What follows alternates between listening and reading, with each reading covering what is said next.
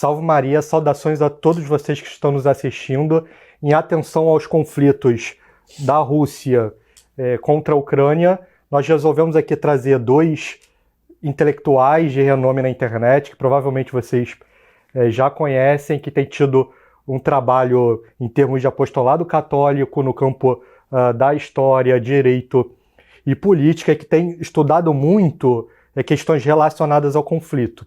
Então é uma alegria para nós aqui do Centro Dom Bosco receber o professor Lucas Lancaster, que é formado em Direito, historiador e tem ministrado cursos de História na internet, e ao professor Taiguara Fernandes, que também tem um apostolado extenso na internet, inclusive com cursos próprios. Então, boa noite aos meus amigos, e queria tratar então deste tema que tem despertado tantas paixões na internet, então por isso a necessidade de um olhar católico sobre o problema. E para começar, eu acho que é importante nós contextualizarmos a questão do conflito da Rússia com a Ucrânia, e o professor Lucas Lancaster poderia nos dizer, então, como foi esse desenvolvimento histórico da Rússia e da Ucrânia e as raízes desse conflito. Olá, Álvaro. Olá, Taiguara. Uma alegria estar com vocês aqui hoje. O que eu mais vejo quando as pessoas elas vão analisar o conflito entre a Rússia e a Ucrânia é que elas não têm uma certa noção que é necessária de compreender que não se trata de um conflito entre dois países quaisquer. Eu digo e repito que a Rússia não é um país qualquer. Claro que nenhum país é um país qualquer, mas a diferença é que a Rússia não se enxerga como um país qualquer, certo? Ou como um país dentro de uma comunidade de nações que foram se desenvolvendo ao longo da história, não. Né? A Rússia ela surgiu e se desenvolveu em torno de uma ideia de que ela é uma nação especial, certo? E aqui eu não estou aqui fazendo nenhum juízo a respeito do povo russo, ou da cultura russa, muito pelo contrário. Estou constatando um fato que é perceptível ao longo da formação histórica da Rússia. Assim, então, só para contextualizar rapidamente e, ao mesmo tempo, compreender, é uma compreensão que as pessoas não têm, que Ucrânia e Rússia estão umbilicalmente ligadas desde a sua fundação. As pessoas ficam até um pouco surpresas, até sem compreender direito, quando eu digo que a Rússia surgiu na Ucrânia. Parece estranho, não é? Mas vamos situar-nos, né? O contexto em que estes países do leste europeu surgiram foi o contexto das segundas invasões bárbaras a partir dos séculos 7, 8 e 9. Houve aquelas grandes invasões bárbaras germânicas que destruíram o Império Romano do Ocidente no século V, mas houve também, posteriormente, séculos depois, invasões não mais de germânicos, que já estavam instalados na Europa Ocidental, tinham sido cristianizados, etc., mas de povos vindos do leste, que eram os eslavos, e do norte, eslavos imagiários ou húngaros, e vindos do norte, que eram os vikings. E os eslavos, portanto, eles começaram a atacar a Europa Ocidental, os reinos já estabelecidos na Europa Ocidental a partir dos séculos 8 e 9, principalmente, e logo a igreja, na sua missão evangelizadora, como ela fez com os primeiros bárbaros antes, ela se lançou também à evangelização desses novos bárbaros. E que era um deles, eram os eslavos, converteu os vikings, converteu os húngaros, os magiares, e converteu também os eslavos. E é no contexto da evangelização desses povos eslavos que se situa a formação daquilo que nós chamaríamos posteriormente de Rússia. Bom, o território em que hoje é a Ucrânia, no território em que hoje é a Ucrânia, cuja capital é Kiev, já era, se deu a formação de um reino, de um estado eslavo, como houve a formação de outros estados eslavos na época, como a Polônia, a Boêmia, a atual República Tcheca, e a Bulgária e a Sérvia. E um destes reinos foi o Principado de Kiev, que se tornou cristão, que se tornou católico, porque foi pré-cisma do Oriente, na virada do século X para o século XI, no reinado do príncipe Vladimir I, que a igreja, inclusive, canonizou como São Vladimir. E o território, né, que ele governava, em que o seu principado se localizava, era o território da atual Ucrânia. Mas o que foi acontecendo ao longo dos séculos seguintes é que este principado de Kiev foi se expandindo para o norte, para até alcançar uma certa proporção, no tempo, se não me engano, do filho ou do neto, agora me esqueço, de Vladimir, de Kiev, que foi o príncipe Jaroslau, e que se estendia em praticamente toda a parcela europeia da atual Rússia, Bielorrússia e Ucrânia. Era um estado vasto, um estado grande, né, que depois do cisma se posicionou até pela sua própria proximidade geográfica com os cismáticos, né, com a igreja dita ortodoxa, e foi um estado forte, né, nos séculos XI e XII, até que, por uma série de fatores, esse vasto principado de Kiev, se desmembrou em vários principados menores, muito frágeis, independentes uns dos outros e vivendo em constante conflito, e que foram presa fácil dos mongóis, que invadiram a Europa Ocidental, né, que invadiram o Ocidente no século XIII. E esses principados estiveram sob domínio dos mongóis durante muito tempo. E quem capitaneou a libertação, né, dos principados russos dos mongóis foi justamente o principado de Moscou. Né? Foi o príncipe Demétrio de Moscou infringiu no século XIV uma derrota acachapante sobre os mongóis, os expulsou do território, né, que correspondia aos principados russos. E justamente por essa liderança de Moscou, essa liderança do Principado de Moscou na expulsão dos mongóis, o Principado de Moscou foi assumindo uma influência muito grande sobre os outros principados russos, foi se impondo sobre eles e se destacando, né? E no século XV, quando do começo do século XV, já havia acontecido, né, em uma medida maior ou menor, uma unificação desses principados em torno de Moscou, né, não mais Kiev, né, Moscou, do príncipe de Moscou. E no século XV, ao mesmo tempo em que acontecia a queda do Império Romano Oriental, do Império Bizantino, a queda de Constantinopla, como a formação cultural da Rússia havia sido profundamente influenciada pela cultura bizantina, né? Muitos dos bizantinos, quando da queda de Constantinopla, se refugiaram na Rússia, em Moscou, né, no Principado de Moscou.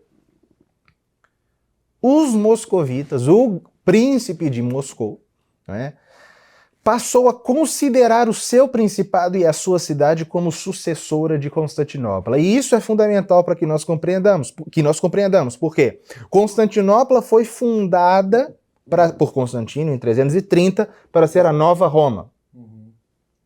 E Moscou herdou, na concepção deles, teria herdado de Constantinopla a categoria, né, de cidade imperial, sendo, portanto, a terceira Roma.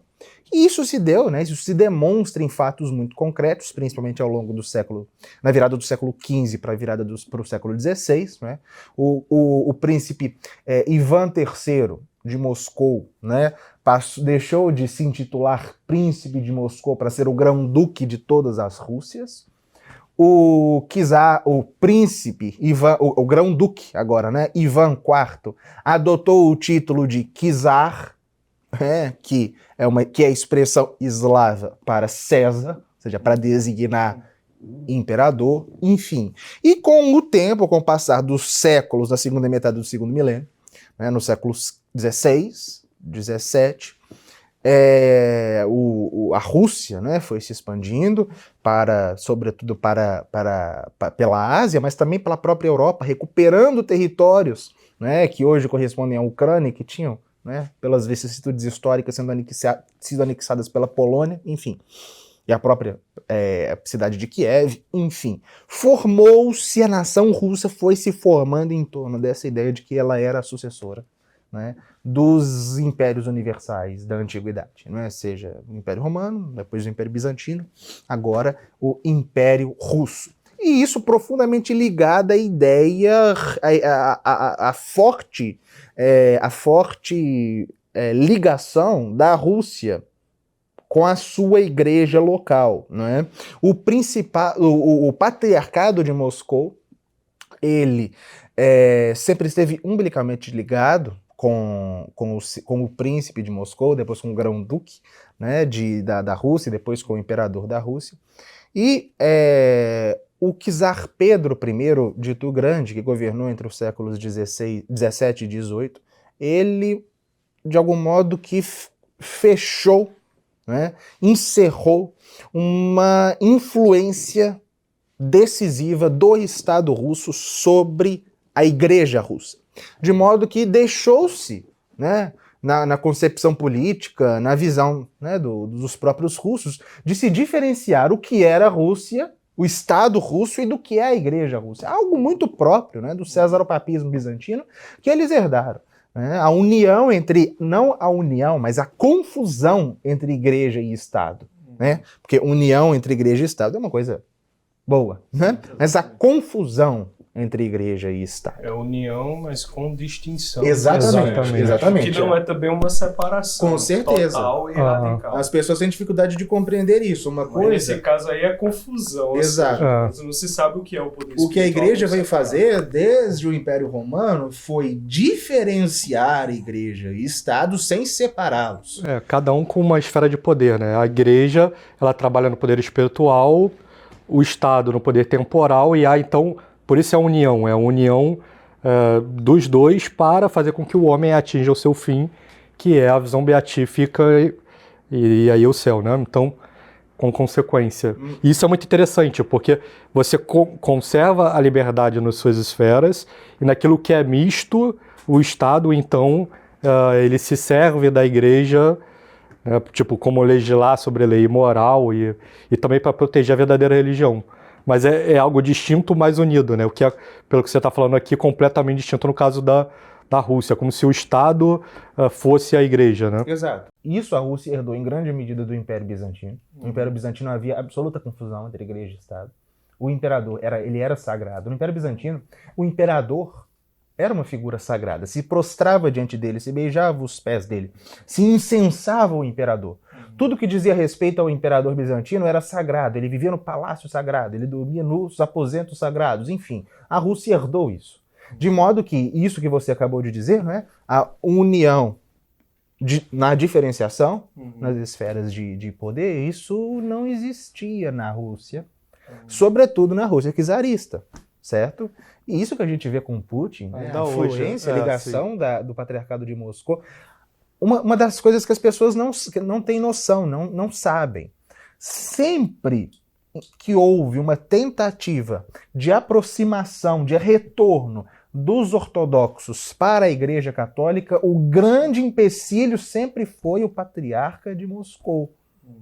Sempre foi. Quando houve, né, a união de Florença, no século XV, né, o imperador bizantino e o patriarca de Constantinopla voltaram para a Igreja Católica, o patriarca de Moscou bateu o pé, e não, por causa desse anseio de independência e dessa ligação com o Estado russo, né, que não via com bons olhos, nunca viu, a algum tipo de dependência qualquer que seja com uma entidade externa à Rússia, como é o papado. Que não pertence a nenhuma nação. Isso aí significaria negar a condição de terceira Roma, uma vez que ela depende de dizer que a primeira Roma caiu completamente. Né? Exatamente. É interessante, há um ponto interessante nisso aí que você fala, sobre essa fusão, né, da Igreja Ortodoxa com o Estado russo, porque isso se verifica até durante a União Soviética. Sim.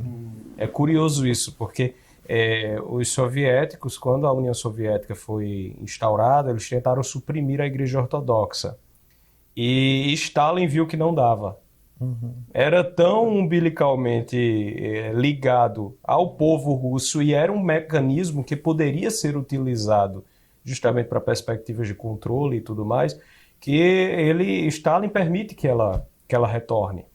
Mas aí a Igreja Ortodoxa Russa ela já volta de uma maneira diferente, porque é completamente infiltrada pela KGB.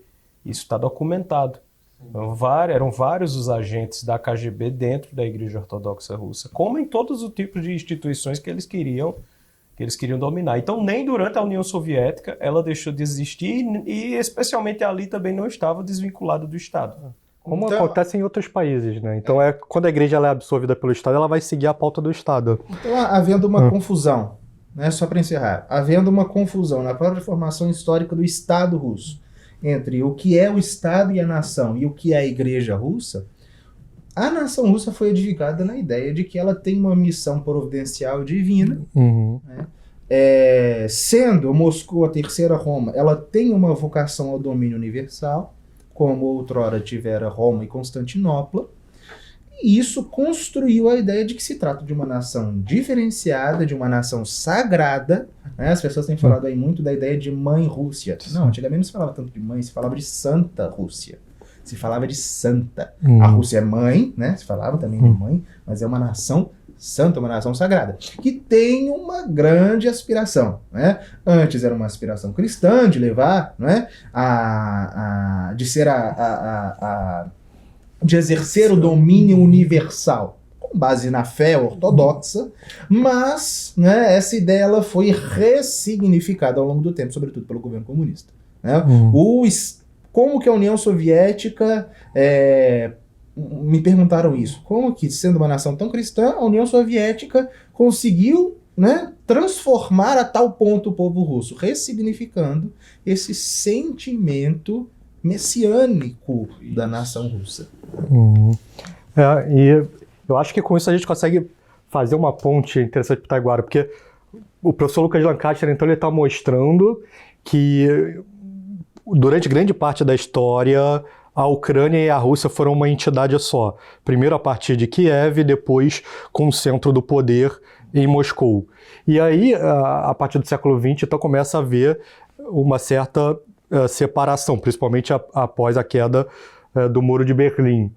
E aí nós acabamos vendo então que essas nações que em certo sentido eram irmãs, elas passam a representar cada vez mais projetos de poder distintos até chegar hoje à situação de guerra efetiva. E aí, professor Taiguara, o que eu gostaria de saber, eu imagino que muitas pessoas estão tentando entender o que representa a Ucrânia neste conflito, o que representa a Rússia neste conflito, e diante destes dois lados, qual deve ser a visão e a posição do católico? Perfeito. Um fato que nós devemos observar é o seguinte, o Lucas já expôs como o nascimento do Rus, né, da Rússia, os povos russos, começa ali em Kiev. Então, de certa forma, a reivindicação de Moscou de que a Ucrânia é da Rússia é como se, digamos, o filho reivindicasse a mãe. Eu sou dono da minha mãe. Né?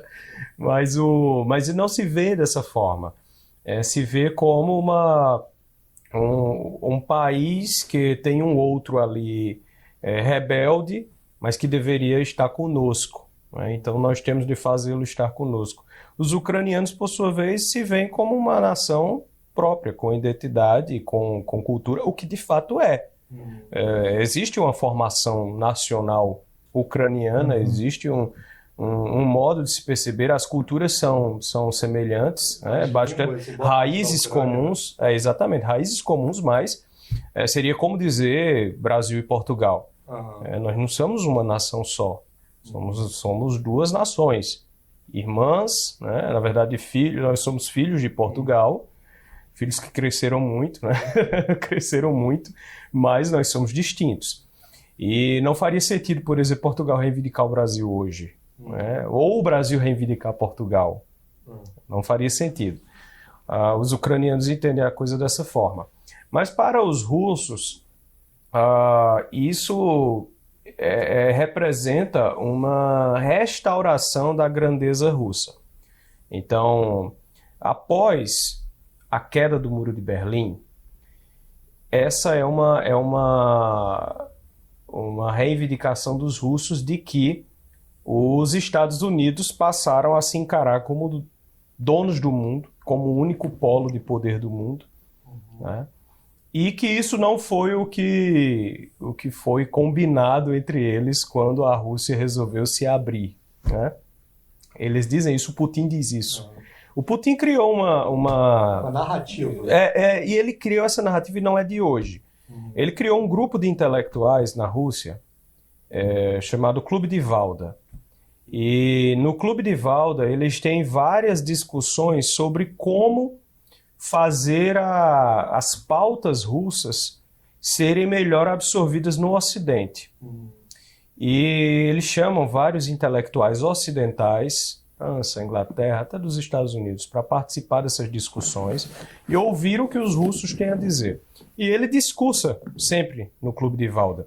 E se você puxar os discursos dele dos anos de 2010, 2012, 2011, ele sempre diz isso, ele critica o fato de que os Estados Unidos se acharam, após a queda da União Soviética, como o único polo de poder no mundo inteiro, e isso não foi o combinado.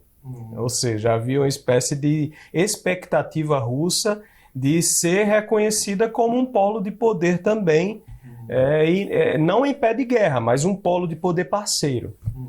Eles tinham essa expectativa e dizem que isso foi frustrado, né, da parte deles. Não houve essa percepção dos Estados Unidos.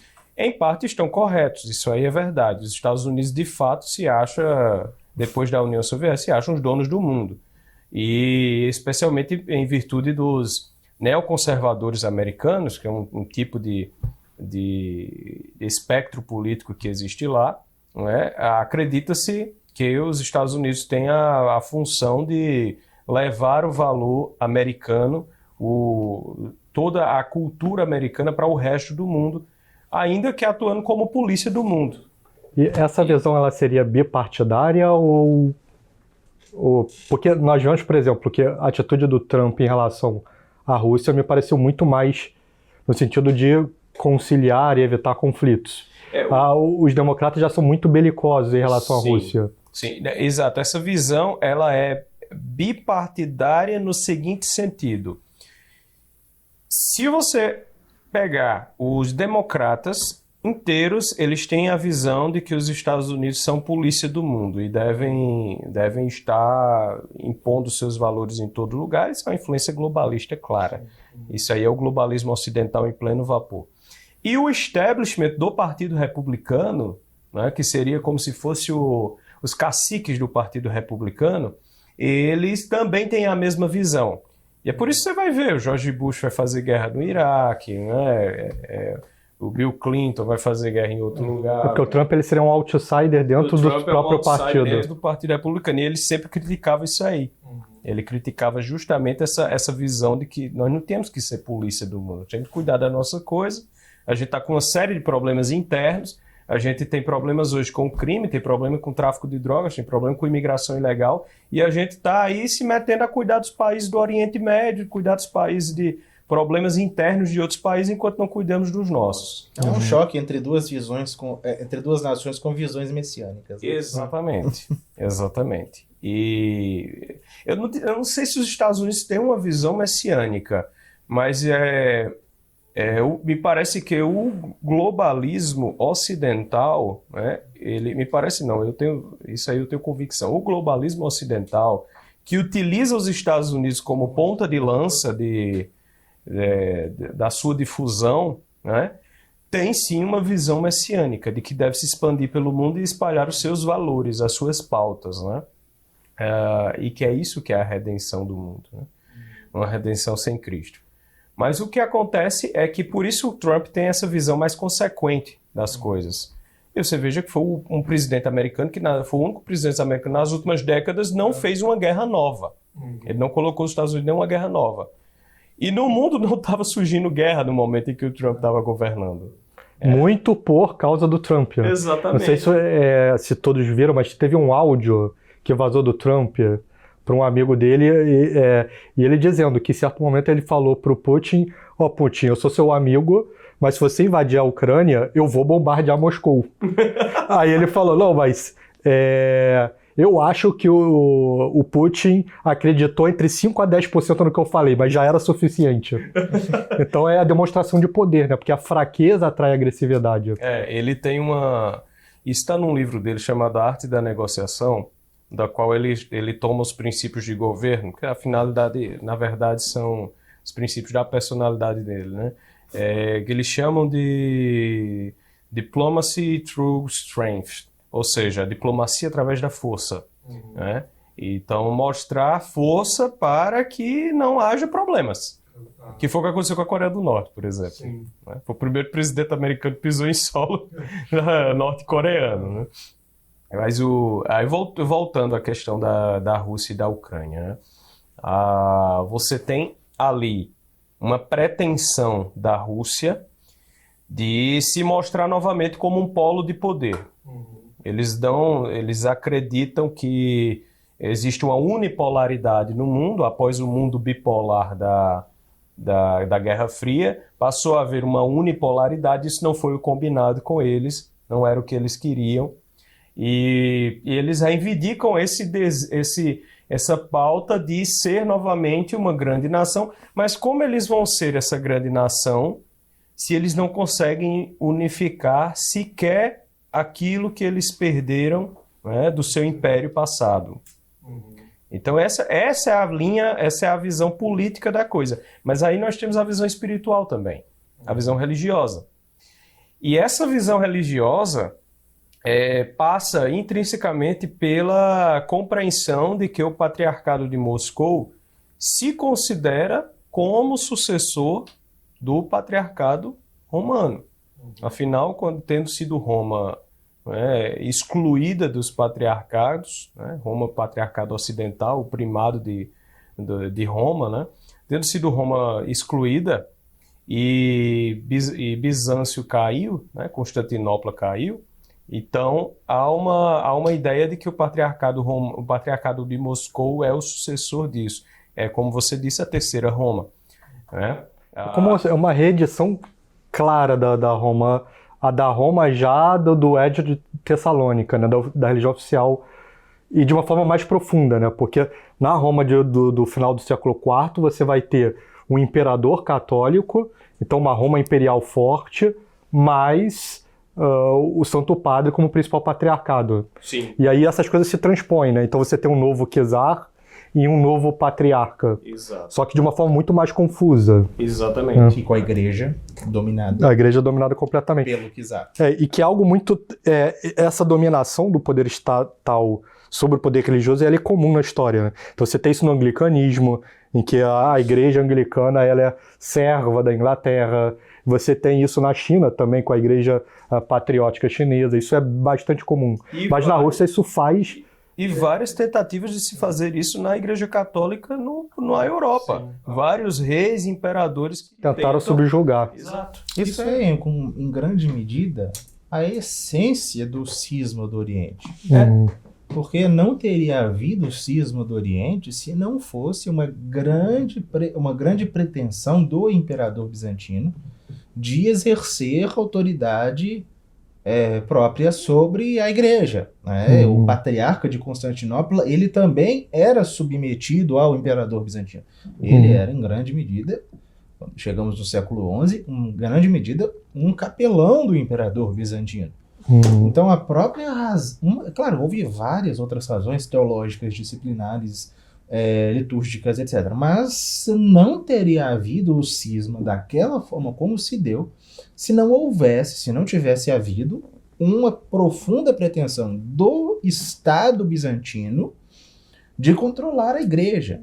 A própria forma como a igreja ortodoxa se organiza, né, em igrejas nacionais, em igrejas autocéfalas, diz respeito a essa profunda conexão que ela tem com o poder político. Né? Então, ela se expande junto com o Estado e retrai junto com o Estado. Por exemplo, né? no caso da Bulgária. Por que a Bulgária se tornou ortodoxa e não católica?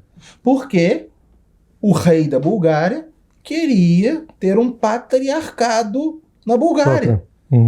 Ele não queria um papa fora da Bulgária. Ele escolheu ser ortodoxo porque Constantinopla lhe dava um patriarcado e Roma não lhe dava um patriarcado. Uhum. Ou seja, a religião dita ortodoxa, e sobretudo na Rússia, como Terceira Roma, está profundamente ligada a essa ideia de autonomia nacional e de influência do Estado, de controle do Estado sobre a Igreja. Né? O que é algo muito trágico, porque são interesses políticos, mesquinhos, materiais de poder que vão se sobrepondo à promessa de Cristo de fundar sua igreja sobre Pedro, e que sobre essa igreja, de forma específica, as portas do inferno não prevalecerão, né? Uma questão interessante é que, além de a Ucrânia significar para a Rússia, né, a reconquista da sua origem, aquilo ali é uma reconquista fundacional, então você tem que conquistar Kiev, você ter a Ucrânia sob o controle da Rússia, isso aí é retomar aquilo que não deveria nem ter se desvinculado. Para eles é essa perspectiva. Mas para o Patriarcado de Moscou também é uma perspectiva de unificação. Por quê? Porque a Ucrânia, ela, em tese, estaria submetida ao Patriarcado de Moscou. Mas a igreja ucraniana, por diversos motivos, ela foi criando uma independência em relação à igreja de Moscou. A ponto de que, na década de 90, eles declararam independência. Então eles reivindicaram o direito de serem reconhecidos como um patriarcado independente, o patriarcado ucraniano. Moscou nunca aceitou isso. Então o que eles fizeram? Eles apelaram para Constantinopla. Porque o patriarcado de Constantinopla foi quem reconheceu o patriarcado de Moscou. Então, como Moscou se tornou independente porque Constantinopla reconheceu a independência, antes a arquidiocese de Moscou estava submetida ao patriarcado de Constantinopla. Então, como foi Constantinopla que reconheceu, eles apelaram para Constantinopla, porque sendo ela superior, podia reconhecer também o patriarcado da Ucrânia, onde, na verdade, historicamente, a Constantinopla tinha reconhecido, no passado, a arquidiocese de Kiev. Então, eles recorreram a isso.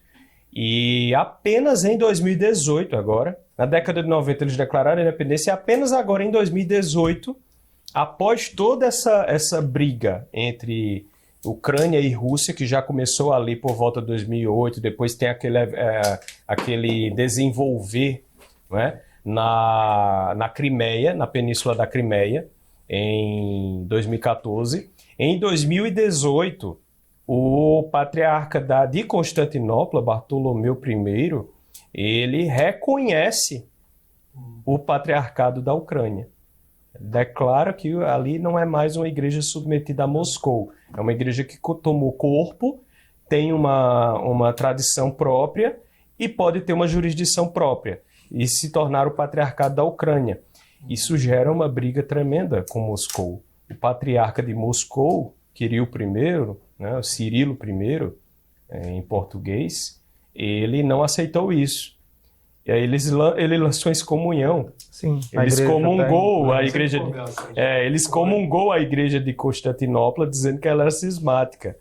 Então você tem hoje a igreja de Moscou brigando com a igreja de Constantinopla e brigando com a igreja da Ucrânia, e a igreja de Constantinopla reconhecendo a Ucrânia como independente. Então você tem ali uma briga religiosa também. É o cisma de 2018. Exatamente. Da igreja de Moscou em relação à igreja de Constantinopla. Então reconquistar a Ucrânia para fins religiosos também tem um aspecto de reunificar o patriarcado de Moscou e acabar com esse desejo de independência do patriarcado da Ucrânia. É uma pergunta difícil, hein?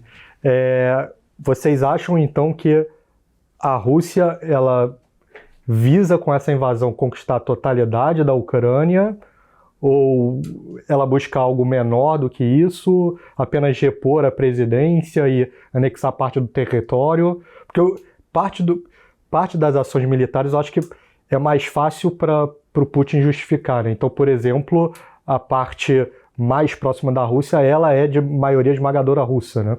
Tanto que são duas das regiões que pleiteiam independência e que, de novo, o argumento, a narrativa utilizado pelo Putin foi: nós estamos invadindo para proteger essas duas regiões. Exato.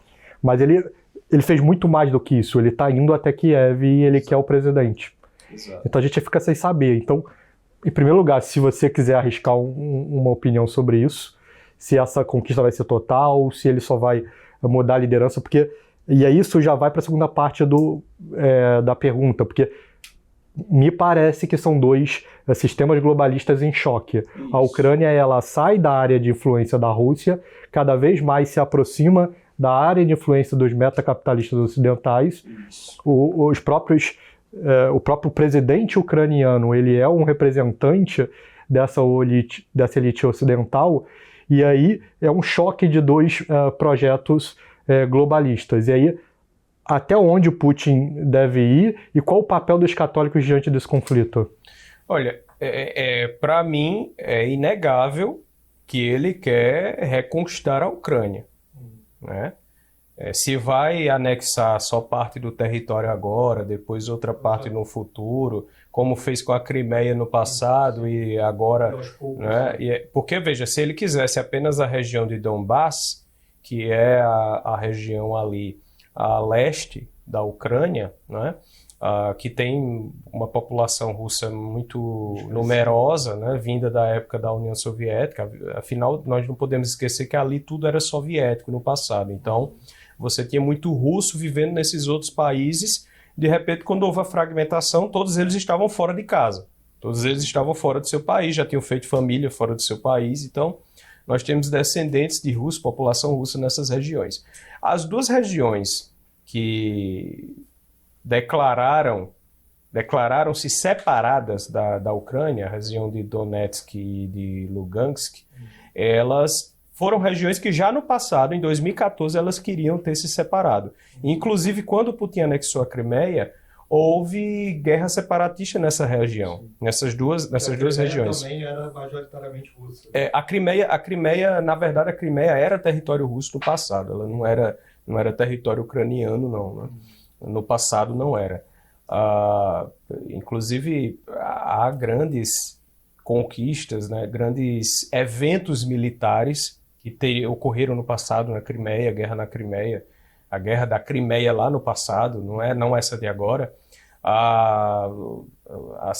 O cerco, a defesa de Sevastopol, que é uma cidade russa, que fica na península da Crimeia, que também foi anexada nesse momento, em 2014. Então, para eles era algo importante reconquistar ali. E foi relativamente fácil, né? Em termos de tradição. Tanto é que o governo local da Crimeia, o governo, entre aspas, ucraniano local da Crimeia, fez um acordo com a Rússia, né? Existe, né? Houve a celebração toda no qual a Crimeia reconhecia-se parte da Rússia. É porque né? o que acontece? Eles, antes de ter todos esses eventos, a Putin aprovou uma lei no parlamento russo em que, para reconhecer uma região como parte da Rússia, apenas precisava que a sua população local manifestasse o desejo de tornar-se russa, sendo ela independente, bastava que o presidente reconhecesse que ali era russo. Então foi o que a Crimeia fez e foi o que as regiões de Donetsk e Lugansk fizeram também. E foi isso que aconteceu no dia 22 de fevereiro de 2022. Se declararam independentes e disseram que iria ser russa, Putin reconheceu por decreto. Né? Então ali... Mas aí, veja, ele não parou aí. Ele foi além, ele invadiu a Ucrânia pelo norte, pelo sul e pelo leste. 3 frentes. E está fechando a boca do jacaré. Né? Ele está fechando de cima. Então, conquistar essa parte, essa região ali, me parece que seja um objetivo, analisando assim, claro, esse é o meu palpite, mas eu tenho motivos para palpitar nesse sentido, porque se você analisar o que historicamente o país todo representa para a Rússia, se você analisa o que representa Kiev, onde nasceu a Rússia de Kiev, né? Então você vê que todo esse movimento é para recuperar uma formação nacional. E isso tem sido admitido por eles próprios. né, o ideólogo de Putin, Alexander Dugin, publicou há alguns dias em seus sites, né, de discussão um mapa de como ele imagina que deveria terminar o negócio. Né? Então você pega lá a região, né, de sul e leste da Ucrânia, se tornaria um estado chamado Novorossia, a Nova Rússia. A região de Kiev, centro e norte da Ucrânia, se tornaria a Malorossia, né? E esses dois estados, na verdade, seriam estados soberanos, seriam russos. E a Ucrânia ficaria ali apenas com a porção oeste, que teria sua capital em Lviv, é uma outra grande cidade ucraniana, seria a segunda cidade mais importante da Ucrânia, teria sua capital em Lviv desmilitarizada, para não representar um problema... E Kiev anexado, no caso. E Kiev como parte da Rússia. Então, praticamente, a Ucrânia, mais da metade da Ucrânia... Dois terços, exatamente, 2/3 da Ucrânia ficariam com a Rússia. Ele usaria o padrão da etnia, né? Que é mais ou menos isso, me parece. Mas aí, bem pelo padrão da etnia, isso seria razoável, porque no centro da... Veja, apenas o leste da Ucrânia tem uma maioria russa muito forte. Do centro para lá não tem. É por isso que em Kiev é que ocorrem várias das revoluções que pedem adesão à União Europeia. É claro que aí nós temos um outro tipo de jogo, que é o jogo dos globalistas, o financiamento que eles fazem dessas revoluções junto a essa parte da população. Mas veja, eles dizem isso. Não dá para você entender o que acontece, o que a Rússia pretende, se você não compreende que há uma ideologia por trás. E essa ideologia é o eurasianismo, que é a ideia de que a Rússia é a recuperação ideológica de que a Rússia é um império o eixo de influência deveria se estender por toda a Europa e Ásia, e Eurásia. Então, a unificação da Eurásia deveria ser realizada através da Rússia, mas não em alguns casos, por expansionismo. Então, você tem a Igreja Ortodoxa e ela tem a pretensão de ser universal, mas ela, ao mesmo tempo, é uma igreja nacional. Então, o que é que você faz? Você tem que expandir a nação. Né? Então, por expansionismo em alguns casos, mas também pelo estabelecimento de satélites. Então, na perspectiva eurasiana, a China ela é, por exemplo, um polo, né, que deveria estar sob a influência russa, como de fato está, porque ela é comunista. Então, por mais que a China hoje seja um país muito mais rico do que a Rússia, né, não podemos deixar de perceber que culturalmente a China é ainda fruto do sovietismo. Né? Então, eles têm, por exemplo, a mesma visão em relação ao Brasil. Para o eurasiano, para a ideologia eurasiana, fundamentada nas ideias de Alexander Dugin, o Brasil é um polo de controle, é um polo que deveria ter um domínio sobre a América Latina, porque é o país mais importante, é o país mais continental, é realmente o polo de esfera de poder na América Latina. E justamente por causa disso, os eurasianos têm campanha intelectual no Brasil. Eles têm o Dugin sabe falar português. Ele já veio no Brasil, ele já palestrou no Brasil, em várias cidades. Então, há a divulgação das ideias deles aqui porque eles também veem o Brasil como um país relevante para a extensão dos seus polos de influência.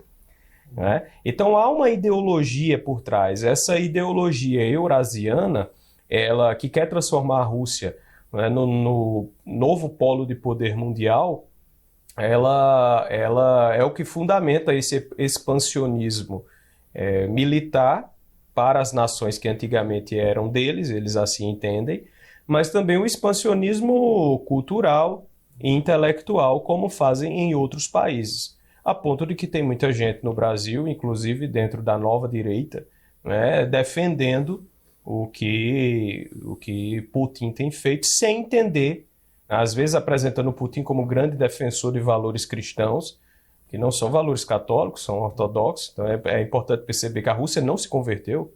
A promessa de Fátima não foi realizada, a Rússia não se converteu. A Rússia é cismática ainda. Então, não são valores católicos, não é defesa de valores cristãos, não é?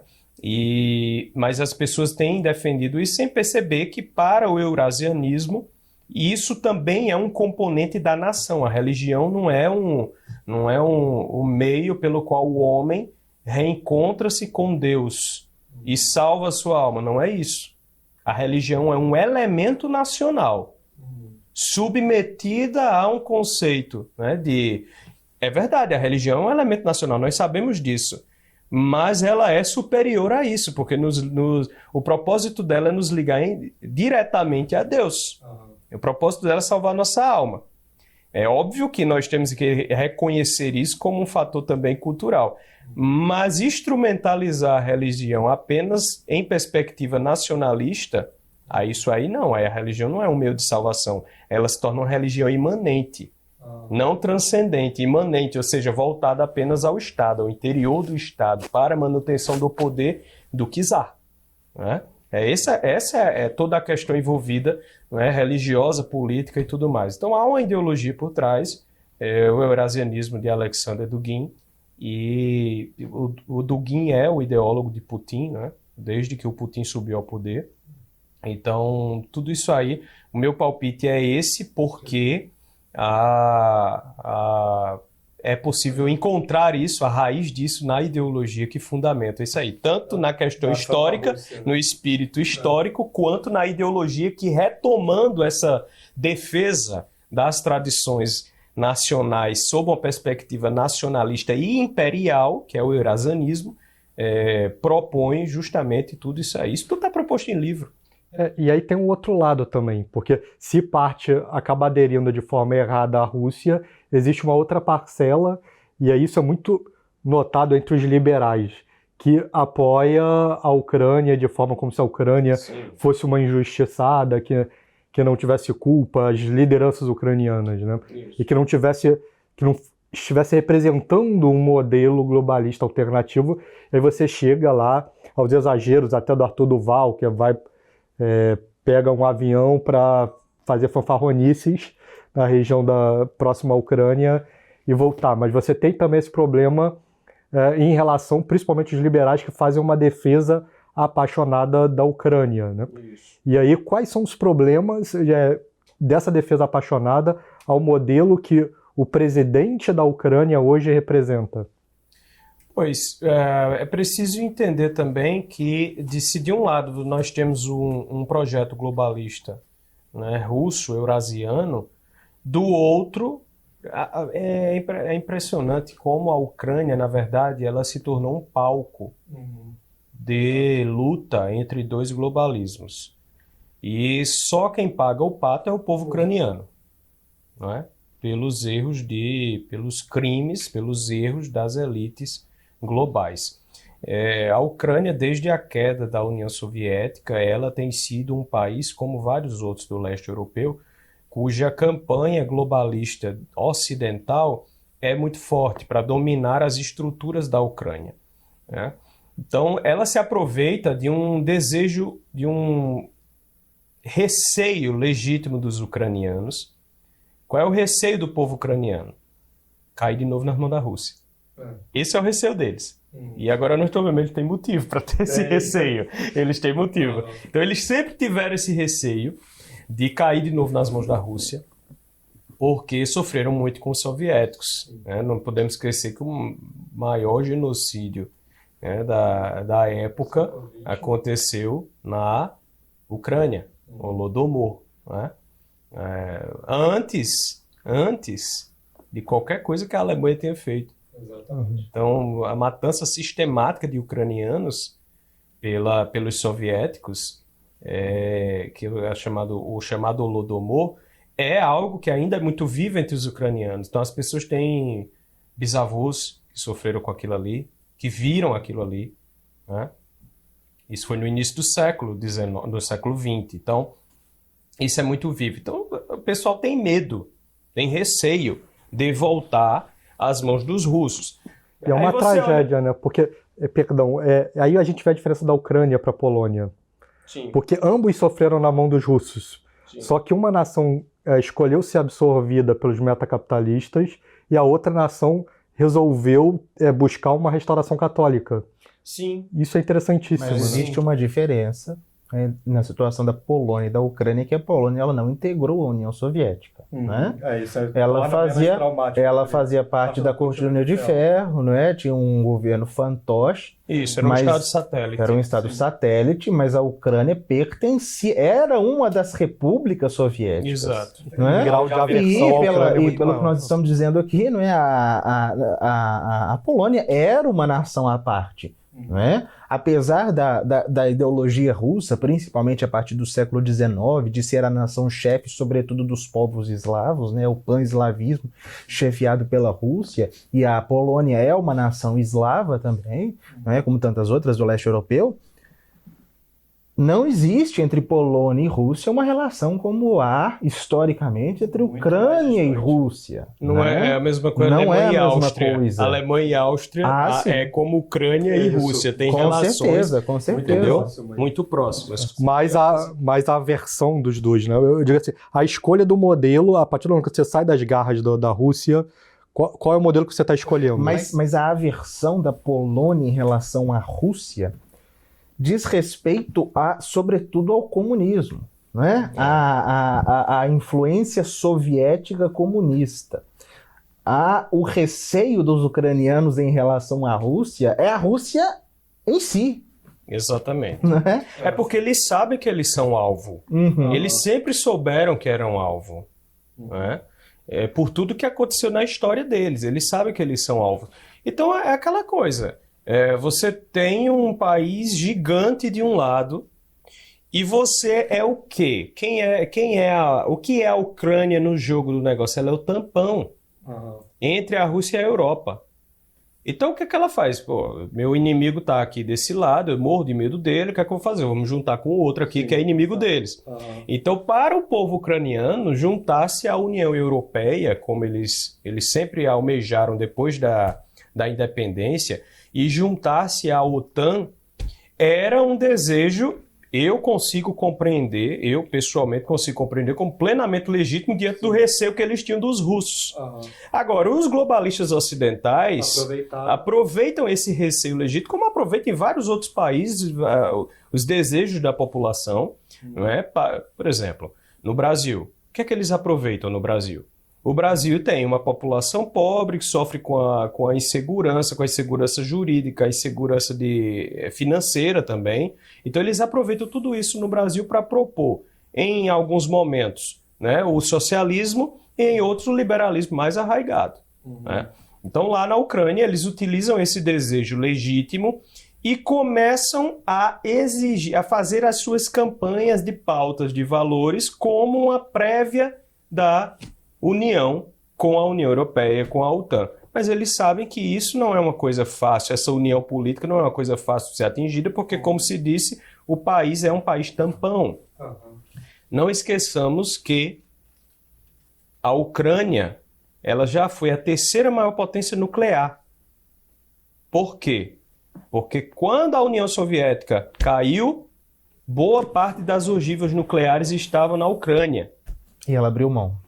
Ela abriu mão por causa de quem? Estados Unidos e Rússia, que fizeram um acordo em Budapeste com a Ucrânia de que se a Ucrânia devolvesse suas ogivas nucleares para a Rússia, a integridade territorial da Ucrânia seria sempre respeitada.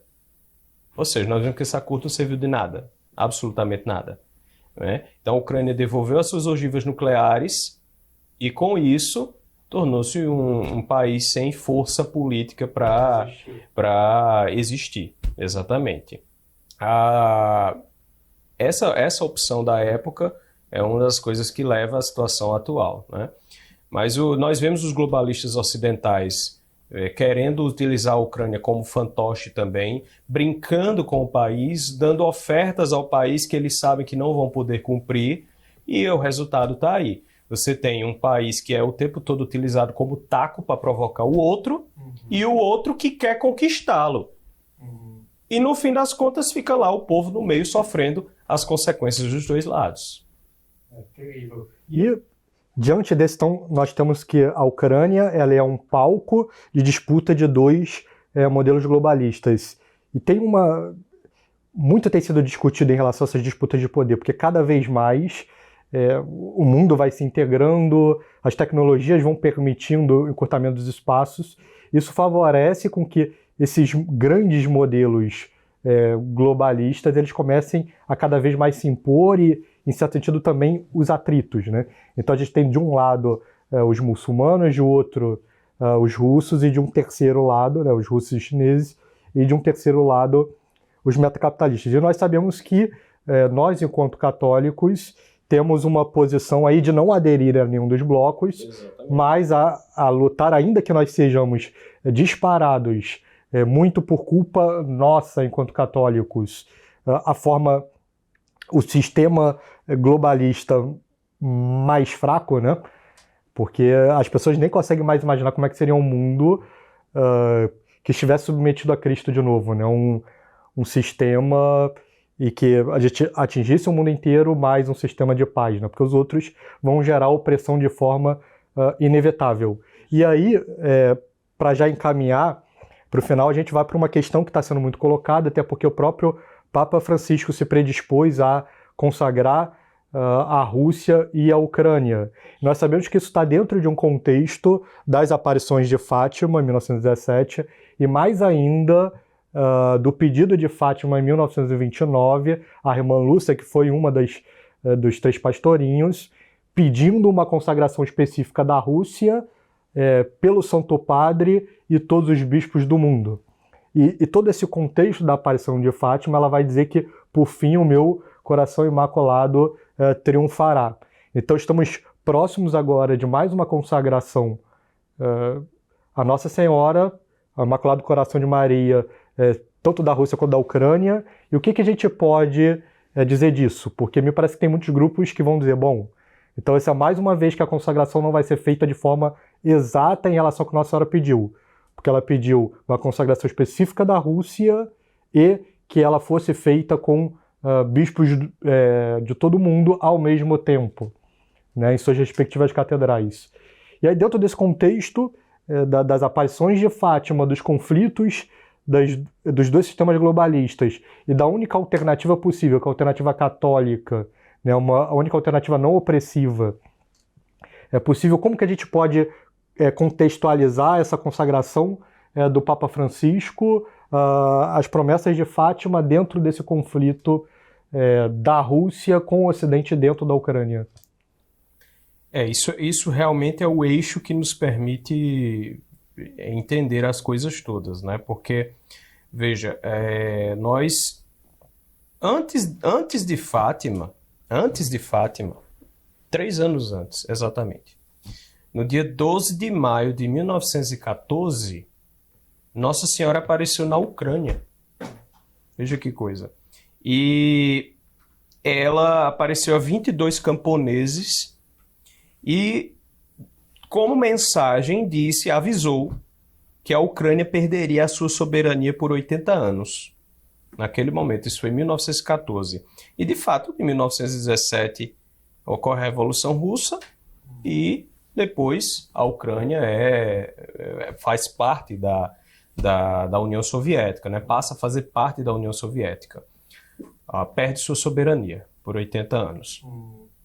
Essa parte da predição de Nossa Senhora na Ucrânia aconteceu.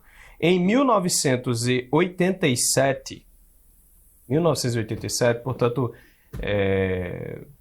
próximo ali do período que já estava para terminar esses 80 anos que a Virgem disse, que a Ucrânia perderia a sua soberania, ela aparece um ano depois do acidente de Chernobyl, de 26 de abril de 1987. E ela deixa também mensagens, nesse momento, a uma menina, uma criança, né, uma menina chamada Maria Kizin, que ela diz o seguinte, as mensagens que a Virgem fala, né? Várias pessoas viram essas manifestações luminosas, mas só uma criança recebeu a mensagem que dizia que se não houver um retorno ao cristianismo na Rússia, haverá uma terceira guerra mundial e o mundo inteiro enfrentará uma ruína. Então, depois disse, é por pedido direto de vocês e pelo sangue dos mártires da Ucrânia que vai acontecer a conversão da Rússia. Agora veja, a conversão da Rússia foi prometida em Fátima em decorrência da consagração da Rússia pelo Papa. Nossa Senhora em Fátima, né, disse, mostrou aos pastorinhos, revelou aos pastorinhos 3 segredos, a visão do inferno, para onde vão os pecadores, a Segunda Guerra Mundial, que ela queria evitar desde que fosse consagrada a Rússia. Ela disse, virei pedir a consagração da Rússia ao vigário de Cristo na Terra, né, para evitar essa guerra pior. E se isso não acontecer, não haverá paz, a Rússia espalhará seus erros pelo mundo, muitas nações serão aniquiladas, e aí vem também o terceiro segredo, que deveria ter sido revelado em 1960, só foi revelado no ano 2000, né, em que Nossa Senhora mostra toda a perseguição à igreja por dentro e por fora, setas e tiros, né, por dentro e por fora, com o martírio de um papa. O vigário de Cristo sofre muito. Então, veja, se nós unirmos essas aparições, né, essas mensagens, tanto na Ucrânia quanto em Fátima, e vemos que na Ucrânia Nossa Senhora disse que é pelo sangue dos mártires ucranianos que a conversão da Rússia seria atingida, e a conversão da Rússia é um resultado da consagração da Rússia pedida em Fátima, então nós vimos que as coisas estão ligadas, ou seja, algo tinha de acontecer na Ucrânia, derramamento de sangue tinha de acontecer na Ucrânia, martírio na Ucrânia, para provocar, de certo modo, o resultado da conversão da Rússia que viria pela consagração. Então agora nós não podemos deixar de pensar nessa coisa. Realmente há um paralelo interessante. Há algo que nos move aí a unir essas duas coisas e perceber que parece que está acontecendo algo, né, muito profético.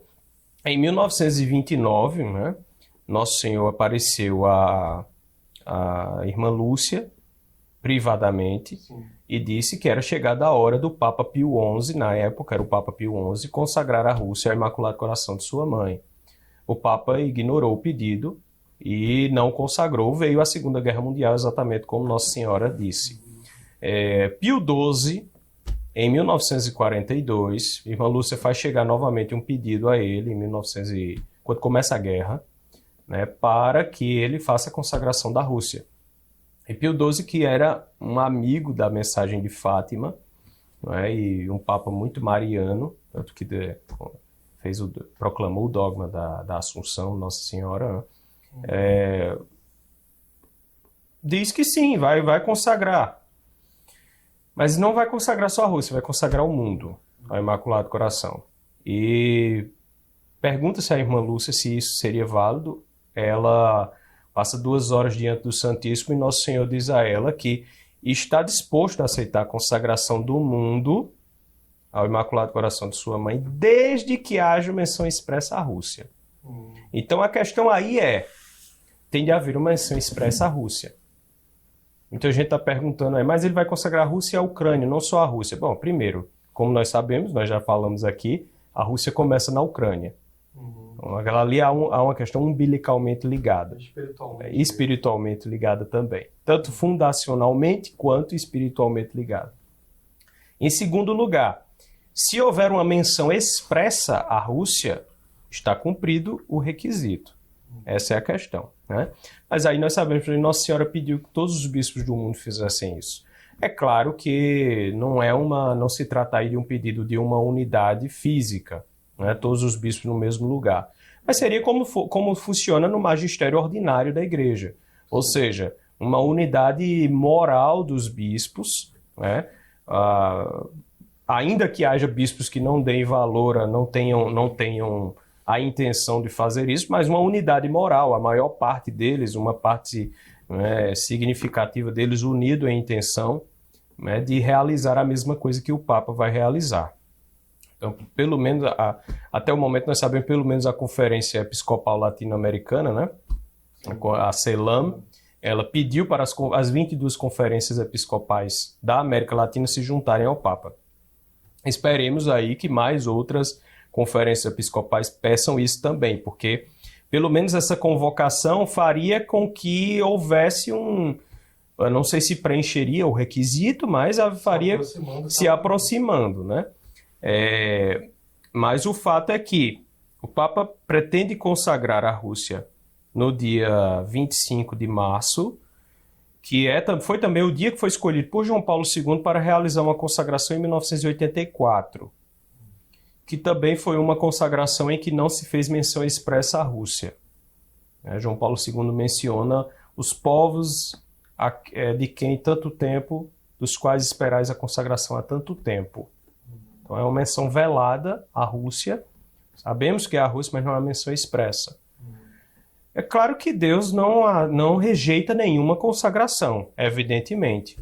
Mas uma questão é se essa consagração vai cumprir aqueles requisitos para aí despertar as promessas que foram feitas, ligadas a ela.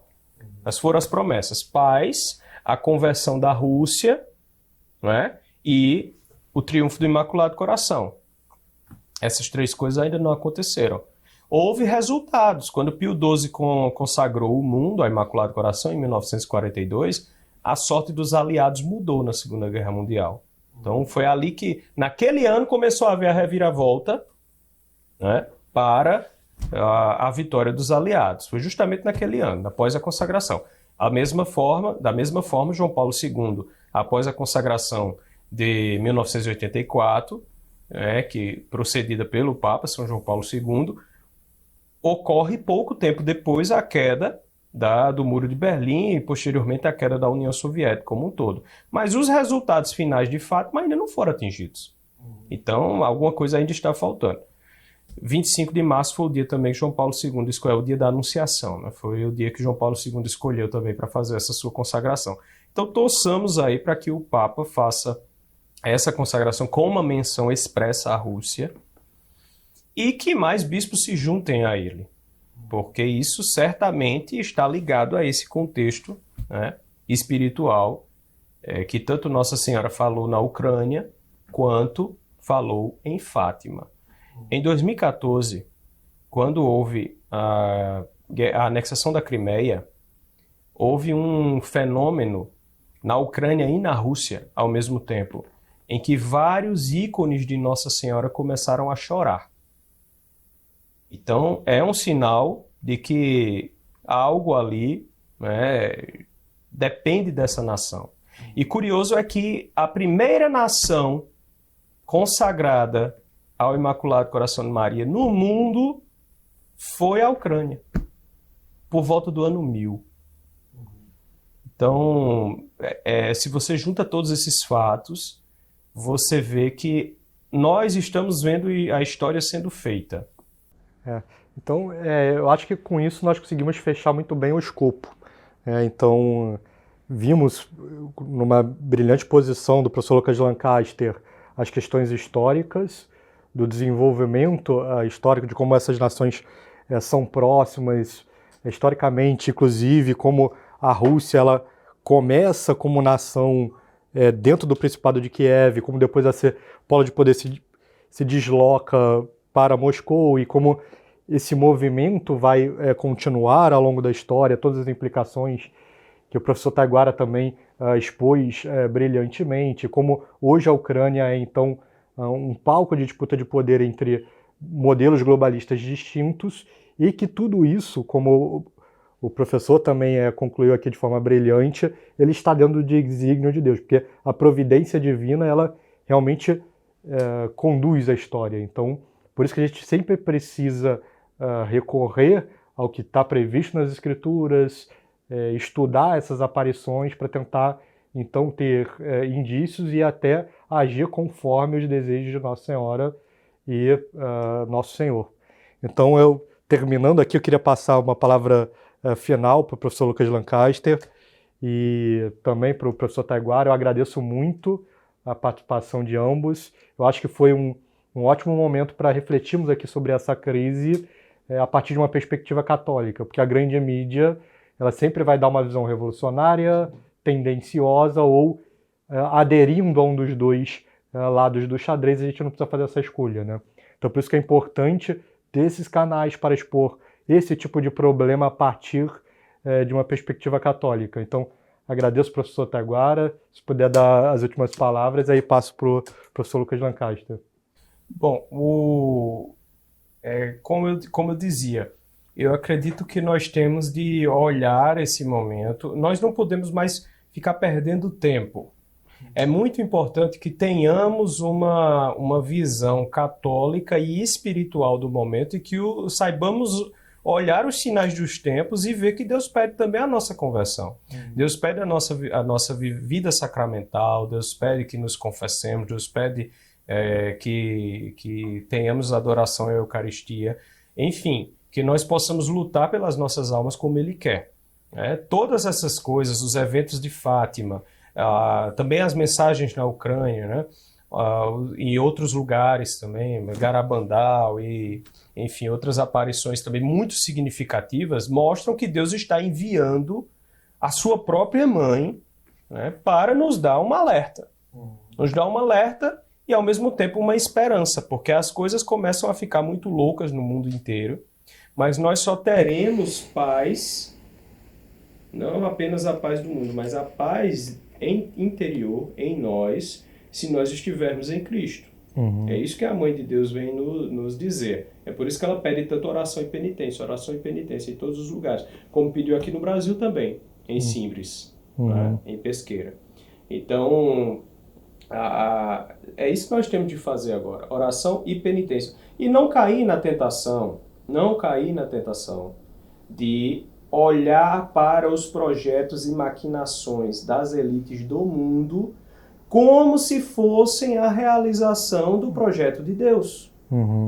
Nós temos de defender aquilo que a fé católica nos aponta como correto, inclusive na seara social, inclusive na perspectiva política.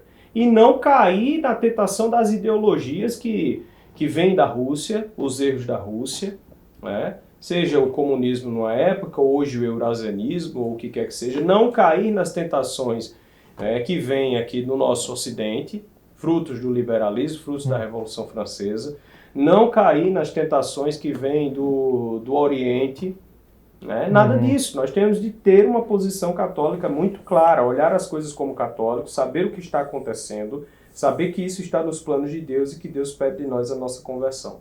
E a partir dessa nossa conversão também a batalha para converter os outros e mudar esses corações humanos em favor do Sagrado Coração de Jesus. Então essa é a perspectiva que nós temos de ter a visão sobrenatural das coisas. Eu acho que isso é o mais importante no momento atual. Tem muita gente com medo da Terceira Guerra Mundial, o cataclisma, né, o Armagedon. E o que nós estamos fazendo por isso? Estamos nos confessando, estamos adorando a Eucaristia, estamos comungando, estamos buscando a Deus. Esse é o que nos importa, porque se houver mesmo essas coisas, é bom que nós estejamos na amizade de Deus. Né? Professor Lucas? Nós precisamos, né, nós católicos brasileiros, precisamos de uma libertação interior. Nós nos esquecemos frequentemente de que no momento em que nós nos convertemos, nós não devemos deixar apenas os atos pecaminosos, mas também as ideias que se opõem ao que é a fé católica. Mesmo aquelas ideias que aparentemente são mais conciliáveis com a fé católica do que outras. E esta é uma grande ilusão, porque nós vivemos num mundo liberal, pós-Revolução Francesa, em que a sociedade foi pulverizada, em que não existem mais corpos intermédios, em que a sociedade está completamente dissolvida em indivíduos que, pela sua própria natureza e constituição humana, precisam de um grupo, precisam de se adequar, de pertencer a determinada realidade social, enfim. Nós vemos isso nos católicos brasileiros, né? Eles precisam fazer parte de uma ideologia, eles precisam fazer parte de uma corrente política, eles precisam aderir a algum tipo de ideia, sendo que nós já temos esse grupo, e esse grupo é a Igreja Católica. A nossa doutrina, nós já temos uma doutrina, nós não precisamos aderir às realidades mundanas e nos posicionar em face de uma contra a outra, não. Nós precisamos passar por uma libertação interior e nos libertar dessas amarras a realidades mundanas que aparentemente são mais próximas do que é a fé católica, mas que na verdade são tão afastadas quanto. Enfim, claro que a virtude da prudência, não é, que nos levará a aplicar os princípios, não é, católicos na realidade concreta, óbvio que isso demandará de nós, em face de um mundo totalmente descristianizado, em que nós deveremos muitas vezes escolher males menores em relação em detrimento de males maiores, enfim. Mas nós não podemos transformar essas escolhas motivadas pela prudência em princípio, porque é isso que muitos católicos fazem. De isenção de dever, né? Transformam a escolha que faz pelo mal menor como se o mal menor fosse um bem. Ou seja, transformam a escolha motivada pela prudência em princípio. E com isso, não é, buscam a adesão a todo tipo de doutrina, a todo tipo de teoria, a todo tipo de grupo, para se sentir parte de alguma coisa. Nos libertemos desse tipo de postura. Né?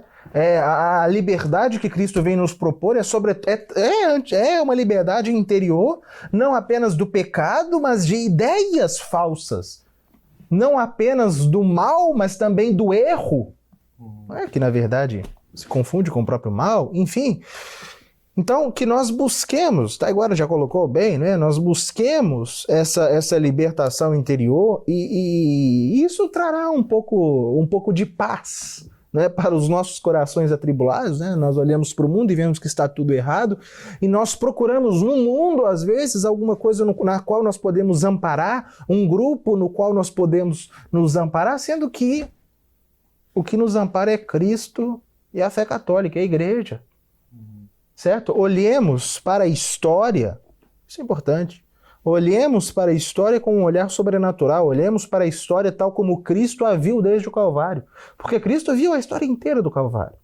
E no juízo final, Cristo também vai ver a história inteira e vai julgar a história. Né? Paremos de olhar para as coisas com um olhar imanente, paremos de olhar para o desenvolvimento das coisas, do passado, do presente e, né, as nossas perspectivas para o futuro, de modo imanente, como se tudo se desenrolasse somente aqui na Terra. Não.